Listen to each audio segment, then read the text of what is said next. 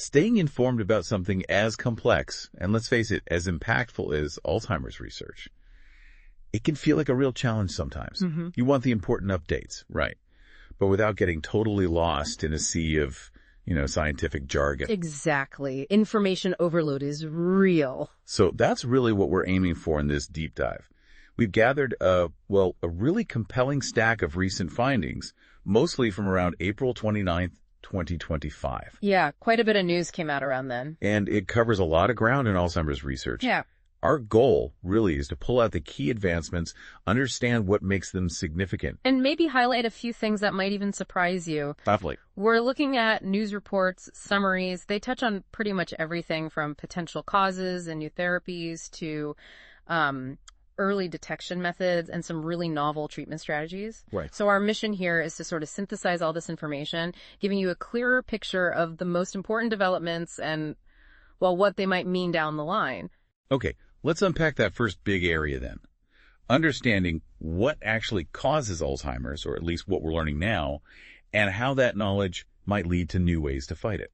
A crucial starting point. Yeah, so one report really caught my eye. It highlighted the discovery that a gene we already knew was a biomarker for Alzheimer's.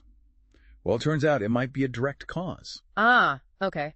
Through a previously unknown secondary function, was that it? Exactly. And that's where it gets really interesting, because this shifts our understanding, at a pretty fundamental level. It really does. What's fascinating here is moving beyond just seeing a link, a correlation, finding this direct causal connection. It's like identifying the specific broken part in an engine, not just noticing the engine isn't running right. A good analogy. Yeah. And this opens up a much more targeted approach for therapy development, doesn't it? It seems like it. If we can figure out and maybe interfere with this newly discovered function of the gene, we might have a much clearer pathway to potentially preventing or slowing the disease. Exactly. A clearer target.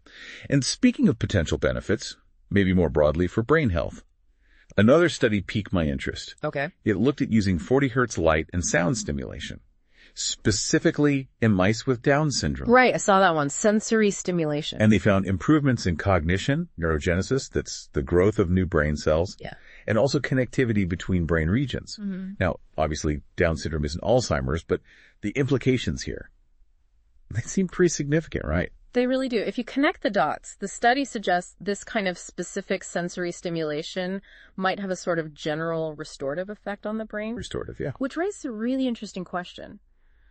Could this sort of non-invasive stimulation be helpful for people with Alzheimer's? That's the million-dollar question. Could it maybe boost cognitive function or help counteract some of those neurodegenerative processes we see? Now, of course, going from mice to humans, that's always a big leap. Always hurdles. Significant hurdles, but it's definitely a promising avenue to explore. Absolutely. Yeah. Now, we all know, or we're told constantly, that lifestyle plays a huge role in overall health. Can't escape it. And that definitely includes brain health.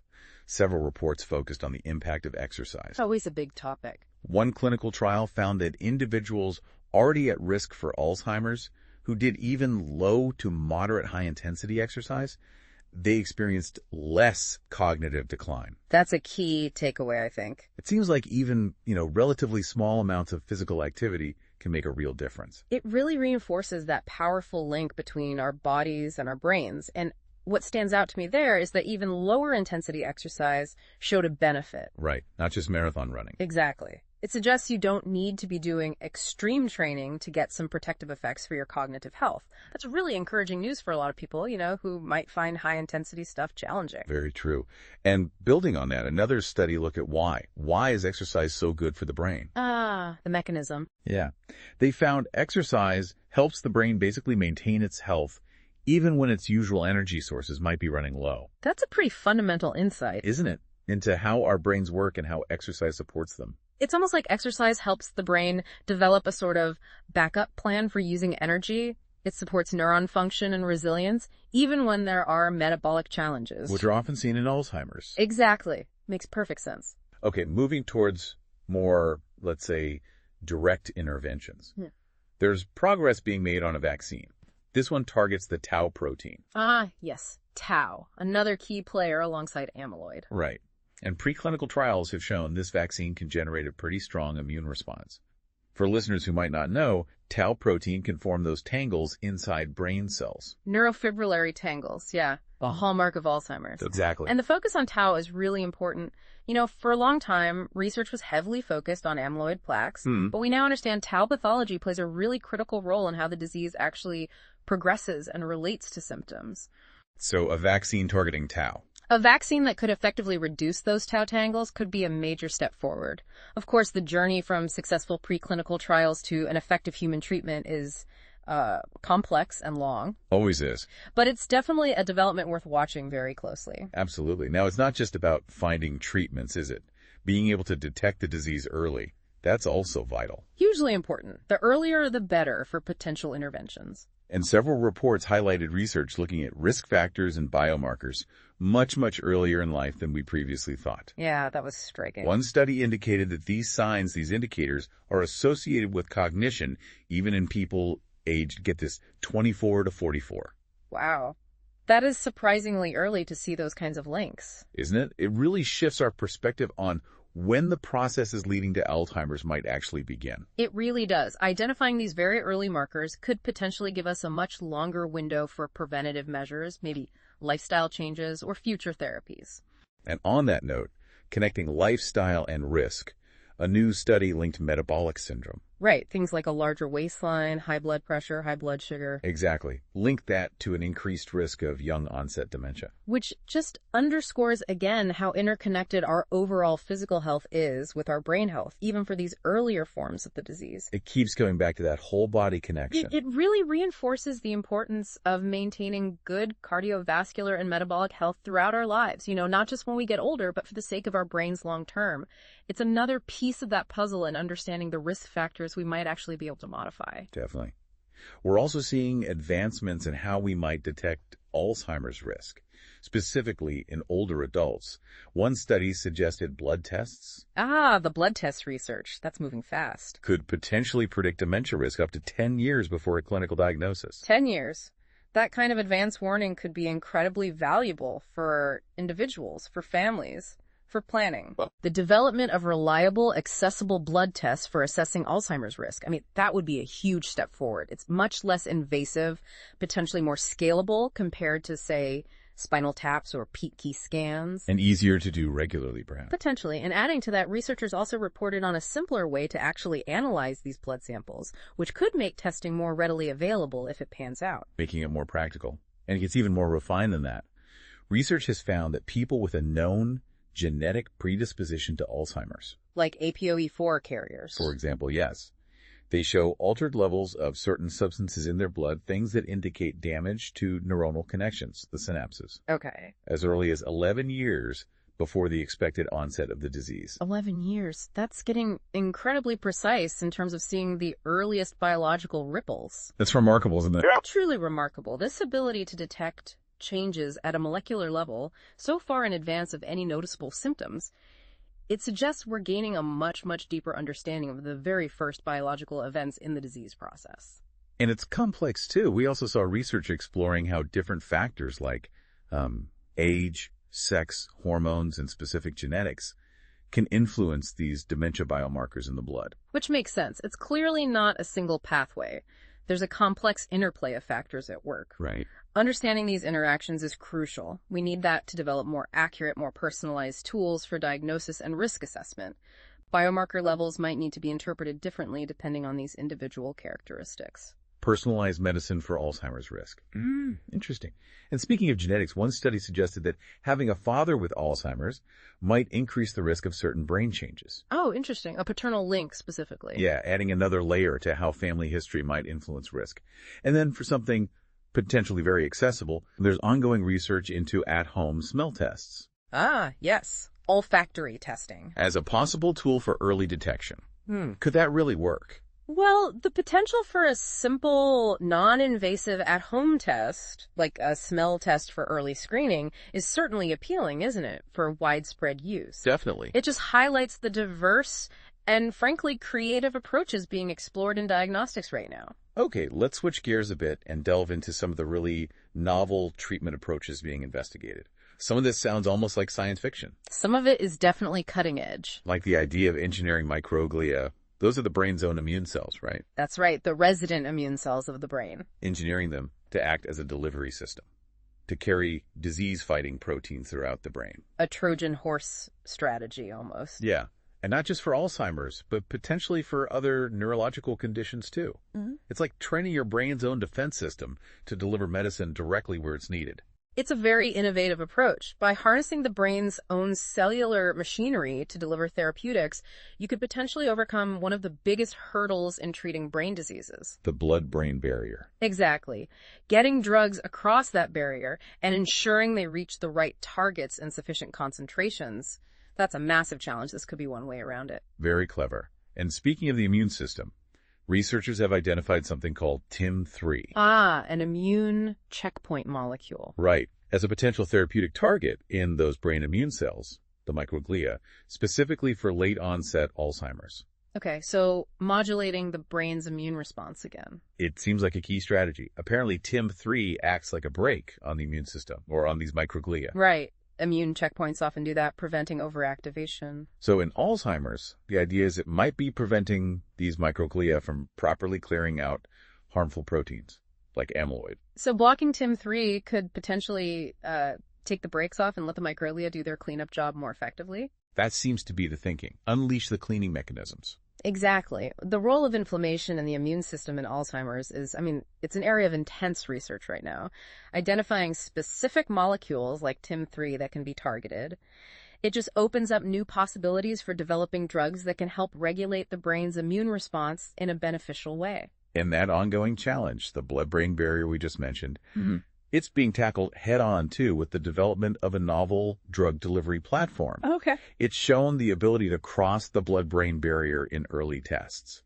This could be a real game-changer, couldn't it, for a whole range of neurological conditions, including Alzheimer's. Absolutely. If you have a reliable platform technology that can safely and effectively transport different therapeutic agents, antibodies, small molecules, maybe even gene therapies across that barrier, it could truly transform treatment options for many brain disorders. It's interesting, too, how research in one area can sometimes spin off unexpected benefits in another. Serendipity in science happens all the time. Yeah, like an experimental ALS drug called NU9.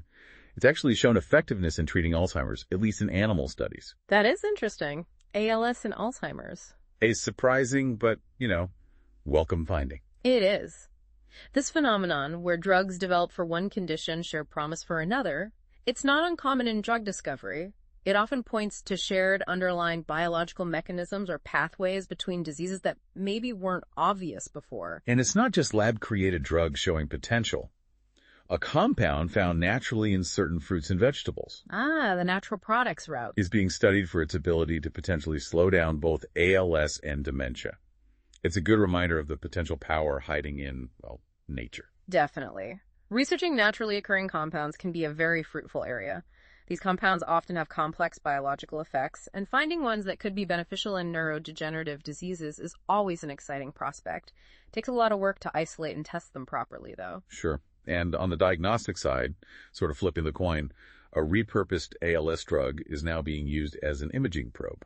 To help visualize neurodegeneration. Exactly. Correct. So again, we see that connection, or potential connection, between these two conditions popping up in the research. It really highlights the versatility of some molecules. A compound developed for one purpose can sometimes be adapted and used in entirely different ways, like diagnostics, to help us actually see the disease process in the brain. Even common herbs are getting a look in. Researchers are studying compounds found in herbs as a basis for developing anti-inflammatory drugs for Alzheimer's. Back to inflammation again. It seems like reducing inflammation in the brain is just this recurring, really important theme, doesn't it? Absolutely. The idea here, I gather, is that these herbal compounds have natural anti-inflammatory properties. Known sometimes through traditional use, yeah. That could perhaps be harnessed or modified to combat the neuroinflammation we see in Alzheimer's. And the idea of targeting neuroinflammation to fight Alzheimer's, it's definitely gaining strong support in the scientific community. Natural compounds with known anti-inflammatory effects offer, a promising starting point for drug development programs. And some potentially very encouraging news for individuals in the early stages of the disease. There's mention of a new drug showing promise in actually reversing memory loss. Reversing, that's a strong claim. In lab studies, you said. In lab studies, yes. But still, reversing cognitive decline, even partially, that's been a huge challenge. It really has. Any progress in actually turning back the clock on cognitive decline, even in the early stages, would be a massive breakthrough. We'll definitely need to follow the development of that drug very closely, see if it translates. Fingers crossed. And supporting this whole line of thinking, other lab findings continue to suggest that reducing that neuroinflammation within the brain, it really could be a key therapeutic strategy. Yeah, the consistency of findings pointing towards neuroinflammation as a significant contributor to Alzheimer's pathology, it really strengthens the rationale for developing therapies that specifically target these inflammatory processes. It's not just a bystander effect, it seems. And in a really fascinating discovery, completely different angle, researchers have identified genetic factors that actually seem to be protective against Alzheimer's. Protective genes, that's gold dust for researchers. Right. Understanding these could potentially lead to new ways to sort of boost our natural resilience to the disease. Identifying these protective factors is incredibly valuable. It could give us completely new insights into how the brain naturally defends itself against Alzheimer's pathology. How does it fight back? Exactly. And potentially lead to novel therapeutic strategies that mimic or enhance those natural protective mechanisms. Learn from the people who don't get it despite having risk factors. That's clever. And then there were the more, let's say, unexpected findings. Always a few curveballs in research. Like xenon gas, the anesthetic gas. It showed potential for protection against Alzheimer's in a mouse study. Xenon, wow. Okay, that is unexpected. Right. It really highlights the importance of exploring a very wide range of potential interventions, even things that might seem, unconventional at first glance. Sometimes the most surprising discoveries come from completely unexpected places. True. And another specific molecule has been shown to produce cognitive improvement in rodents with early Alzheimer's. So, another potential drug candidate in the pipeline. It just seems like there's a significant amount of activity in identifying potential therapeutic compounds, at least at the preclinical level. The sheer number of different molecules and approaches showing promise in these early stage studies is definitely encouraging. It really indicates we are making progress in understanding the underlying mechanisms. Bit by bit. And identifying potential ways to intervene at different points in the disease progression. More shots on goal, basically. Right. And looking towards the maybe nearer future, there's mention of next-generation Alzheimer's drugs. These are showing potential to extend independent living for patients by months. Okay, so focusing on function and quality of life. Yeah. While it might not be a cure, that kind of impact extending independence would be incredibly significant for individuals and their families, wouldn't it? Hugely significant. The focus on extending independent living really underscores the importance of not just targeting the underlying pathology, but also improving the daily lives and functionality of people living with Alzheimer's right now. That's a critical goal. And it also seems the field is becoming more open to, quote, a new type of drug for Alzheimer's. That's just that, innovative, maybe non-traditional approaches are being actively explored. That's good to hear. It indicates a recognition that we probably need to move beyond just the amyloid and tau approaches that have dominated for a while and really consider entirely new strategies. Broadening the attack. Okay, let's circle back then to some of those contributing factors and links we touched on earlier. That connection between metabolic syndrome, the waistline blood pressure thing, and young onset dementia. It just keeps appearing in the research, doesn't it? Really emphasizing its importance as a potential risk factor. The consistency of that finding across multiple studies really does reinforce the idea that our overall metabolic health is a significant factor in dementia risk. And, importantly, that this holds true even for people who develop the disease at a younger age. It's not just an old age issue. And on a potentially positive note regarding existing treatments, popular diabetes medications, including those GLP-1 drugs you hear so much about. Like Ozempic and similar ones? Yeah, they might actually have a protective effect against Alzheimer's. Now that is a really interesting crossover. Isn't it? Between different areas of medical research. It's a particularly exciting area right now. The potential for existing, widely used medications, already approved for something else, to offer neuroprotective benefits. I mean, that could have a significant impact relatively quickly, both maybe for prevention and potentially even treatment of Alzheimer's. Lots of trials starting up. Worth watching. Researchers have also identified a specific key enzyme, a SIRT2 it's called. RT2, yes, sirtuin-2. That seems to directly link brain inflammation to memory loss and Alzheimer's. Understanding this specific molecular mechanism, could that provide a new, very targeted approach for developing therapies? Absolutely. Pinpointing these specific molecular links, like the one between SIRT2, inflammation, and memory loss, is crucial for developing interventions that can disrupt these harmful pathways at a very precise level, hopefully with fewer side effects. Precision medicine again. And it seems our eyes might offer more insights into brain health than we generally realize. The window to the brain, as they say. Exactly. A link has been found between the health of the tiny blood vessels in the retina, the retinal microvasculature, and the risk of dementia. So changes in the eye could be an early indicator of changes happening in the brain's blood vessels. That seems to be the suggestion. Early non-invasive indicators of broader vascular changes that contribute to dementia risk. Fascinating. Makes sense, given the shared developmental origins and vascular supply. And in another fascinating look at how Alzheimer's can differ between people, researchers have discovered key differences between what they're calling visual-led versus memory-led Alzheimer's. Based on the primary initial symptoms. Right. Differences in terms of where those proteins, amyloid and tau, are distributed in the brain. This can help explain why some people experience vision problems as one of their very first symptoms, rather than memory loss. This is a really important insight. It highlights the fact that Alzheimer's isn't monolithic. It's not a one-size-fits-all disease. Definitely not. Understanding these different subtypes based on initial symptoms and the underlying protein patterns that could eventually lead to more tailored diagnostic approaches and maybe even different treatment strategies in the future. Makes sense. The long-term effects of obesity on brain and cognitive health are also being, increasingly highlighted. Another reminder of the importance of maintaining a healthy lifestyle for brain health over the long haul. Yeah. And for women specifically, research has linked early menopause to an exacerbated, a faster rate of cognitive decline. That's an important factor to consider in women's brain health, definitely. Hormonal changes clearly play a role. These findings just keep underscoring the cumulative impact of various health factors throughout our lifespan on our brain health trajectory. Exactly. Recognizing these links can help inform both individual lifestyle choices and the development of more targeted public health messages or interventions for specific groups. Even the bacteria living in our mouths, the oral microbiome, might hold clues about our future brain function, according to one study. That is a surprising connection for many people. Right. It highlights the complex interplay between different systems in the body. We hear about the gut-brain axis. And now maybe the mouth-brain axis. Perhaps. It seems the oral microbiome might play a significant role. And our food choices, too, are under scrutiny.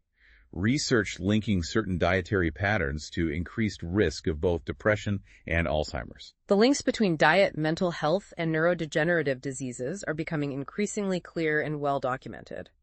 What we eat really does seem to matter for our brains. Environmental factors are also getting more attention in Alzheimer's research, studies suggesting a potential contribution from air pollution. Particularly fine particulate matter, PM2.5. And even exposure to wildfire smoke, linking them to memory loss. Yeah, that's concerning, especially with climate change increasing wildfire frequency and intensity in many areas. Definitely. And the quality of our sleep, too, appears crucial. Links being found between specific sleep stages. Like deep sleep, slow wave sleep. And brain changes associated with the disease, like amyloid clearance. These findings really emphasize that complex interplay. Our genetics, our lifestyle, and our environment all shaping our individual risk for Alzheimer's. Things we can control and things that are harder to control. Exactly. Addressing these modifiable environmental factors, like air quality, could become an increasingly important aspect of public health prevention strategies. Interestingly, another potential association being investigated, ADHD, attention deficit hyperactivity disorder, and a possible increased risk of developing dementia later in life. That's one that certainly warrants more research to understand the connection, if it exists. Agreed. And researchers have also identified a specific inflammatory messenger molecule, a cytokine, that seems to play a role in fueling the progression of Alzheimer's. More ammo for the anti-inflammation approach. Understanding the specific molecules driving those inflammatory processes, it's absolutely crucial for developing therapies that can target these pathways with greater precision and hopefully greater effectiveness. And those two main proteins, amyloid and tau, They appear to affect the brain circuits differently. Not just accumulating, but actively disrupting neural communication in distinct ways. Yeah, adding another layer to the complexity at the neural level. And even circulation problems, specifically in the brain's memory center, the hippocampus, Vascular issues again. have been linked to mild cognitive impairment, MCI, often a precursor to Alzheimer's, highlighting the importance of vascular health within key brain regions. These findings just underscore the multifaceted nature of the pathology. It's not just about amyloid plaques and tau tangles in isolation. Right. It's also about how they interact, how they disrupt different brain circuits, how vascular health plays into it, leading to the cognitive impairments we see. We also saw that a delay in REM sleep, that specific stage of sleep, Rapid eye movement sleep, yeah. could potentially be an early sign of Alzheimer's. Another possible avenue for very early detection, maybe through sleep studies. Potentially. Changes in sleep architecture often precede cognitive symptoms in neurodegenerative diseases. And a link found between a history of childhood epilepsy and an increased risk of developing memory disorders later in life. Suggesting early life neurological events might have very long-term consequences for brain health. And again, subtle changes in the retina being investigated as potential early indicators. The eyes have it, perhaps. It keeps coming up. These diverse findings, sleep patterns, childhood health, retinal changes, they really highlight the potential for a wide array of subtle indicators that could, down the road, signal an increased risk. Finding those early markers is key. Absolutely key for future preventative strategies. And finally, just to bring it back to lifestyle again, it's encouraging to see that even small amounts of moderate to vigorous physical activity, Getting the heart rate up a bit, have been linked to significant reductions in dementia risk, reinforcing those powerful benefits of exercise we talked about earlier. It doesn't have to be hours every day. Consistency matters. And maybe surprisingly to some, research suggests that being socially active, staying engaged with people, Social connection. might even delay the onset of dementia by as much as several years. The benefits of both physical and social activity for maintaining brain health, honestly, they really cannot be overstated based on the current evidence. Seems clear. These are modifiable lifestyle factors that appear to have a profound impact on our long-term cognitive well-being. So as we start to wrap up this deep dive into all this recent news, it's just so clear that Alzheimer's research is, well, it's a really dynamic and incredibly multifaceted field, isn't it? Absolutely. So many different avenues being explored simultaneously. We're seeing genuine progress, I think, on so many different fronts, from gaining a more fundamental understanding of the causes. Like that gene discovery we started with. Right, to developing new tools for earlier diagnosis, like the blood tests and imaging, and exploring this wide range of really innovative potential therapies we've touched on. It's true. While, a single definitive cure, that obviously remains elusive at this point. Unfortunately, yes. The sheer breadth and depth of the research being conducted is remarkable. Across biomarkers, risk factors, potential treatments targeting all sorts of aspects of the disease, and these significant advancements in diagnostic capabilities. It really does offer a great deal of hope, and certainly a much more profound understanding of this incredibly complex condition than we had even, say, 5 or 10 years ago. That's a great point. It really makes you think about all the different angles researchers are attacking this from. It's not just one approach anymore. No, definitely not. So for you listening, which of these advancements do you find most intriguing or potentially most impactful? Maybe it is the progress in early detection through those blood tests. Or perhaps the continued evidence supporting something actionable like exercise. Or maybe some of the really futuristic stuff like engineering brain cells or those novel drug delivery systems. It's definitely worth exploring any of these areas that particularly spark your interest in more detail. Indeed. And maybe it leads to a final thought for you to consider. Given this increasing understanding of the very early risk factors ranging from our genetics, our lifestyle choices, even things like air pollution or maybe our oral health, All the things we've discussed. what kinds of personal changes or proactive steps might become more common in the future for individuals, who are seeking to actively mitigate their risk of cognitive decline as they age? What will become standard advice or standard practice? Exactly. It's certainly a question that will continue to evolve as our understanding grows deeper. A lot to think about there. A hopeful note to end on despite the challenges.